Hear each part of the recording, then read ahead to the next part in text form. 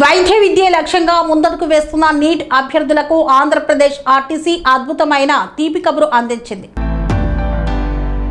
June 21న జరగబోయే neat re exam కు హాజరయ్యే విద్యార్థులకు ఆర్టీసీ బస్సుల్లో ఉచిత ప్రయాణ సదుపాయాన్ని కల్పిస్తూ ఏపీ ప్రభుత్వం కీలక నిర్ణయం తీసుకుంది. పరీక్షా కేంద్రాలకు వెళ్లే అభ్యర్థులు తమ వెంట కేవలం నీట్ హాల్ టికెట్ చూపిస్తే చాలు, ఎలాంటి ఛార్జీలు లేకుండా ఉచితంగా ప్రయాణించవచ్చని స్పష్టం చేసింది. అలాగే ఎగ్జామ్ రోజు విద్యార్థులు ఎక్కడ ఇబ్బంది పడకుండా సకాలంలో పరీక్షా కేంద్రాలకు చేరుకునేలా ఆర్టీసీ ప్రత్యేక కార్యాచరణను సిద్ధం చేసింది.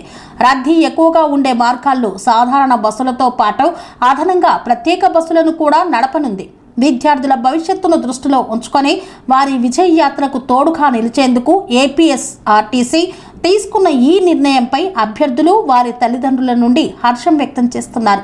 ఇదిలా ఉంటే నీట్ రీ ఎగ్జామ్ సందర్భంగా టెలిగ్రామ్పై కేంద్ర తాత్కాలిక నిషేధం విధించిన విషయం తెలిసిందే.